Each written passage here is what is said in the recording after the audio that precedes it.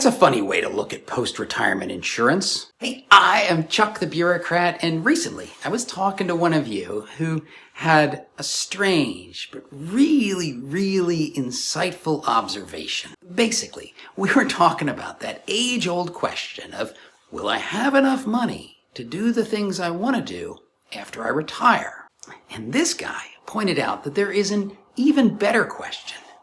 Will my spouse have enough money if I die after I retire? And one of the reasons that this is a really good way to look at things is because your surviving spouse is going to have a smaller income stream than the two of you did while you were still alive. And so a decent rule of thumb is, if my spouse has enough money after I die, then we will have enough money in retirement.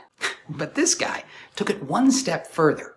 He connected the question of, will my spouse have enough if I die after retirement, to the question of, will my spouse have enough if I die while on active duty? And in a second, I'm going to show you how some people, they might be fumbling this one. To get started, I think it's fair to say that most service members know, or at least sense, that if they die in the line of duty, that their spouse will be well cared for financially. In fact, there's 4 primary sources of compensation that surviving spouses receive: a death gratuity, Soldiers Group life insurance, a retirement annuity from the Survivor's Benefit Program, and dependent and indemnity compensation. Now, I'm going to gloss over a lot of details, but the death gratuity is worth $100,000.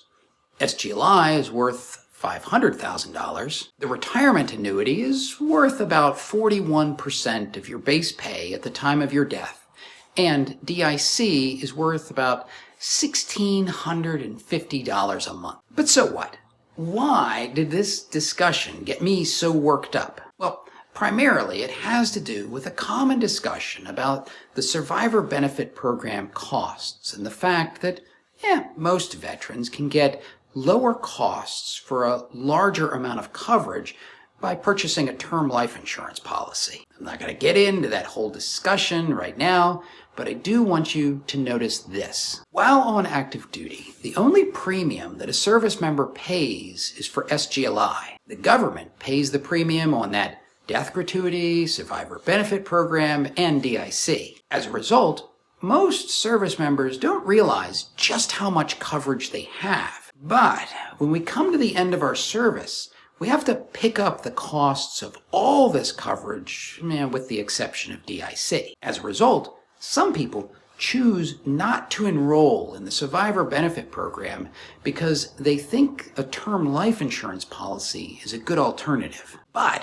when they do that, what they've really done is replaced the death gratuity and the SGLI coverage with that term life insurance policy, and they've dropped the survivor benefit coverage. The bottom line is that some retirees might reduce their family's insurance coverage without realizing it. Now, you and I both know that reducing insurance coverage as a family matures, that makes a lot of sense, and I'm not disputing that. The point is that finding the right level of coverage for your family is kind of a matter of understanding your current level of coverage and then making adjustments to suit your needs. And I will be honest, there is a big uncertainty that complicates this whole decision process. You may not know what your VA disability compensation is going to be before you retire from the military. You don't know if your spouse is going to be entitled to DIC or not.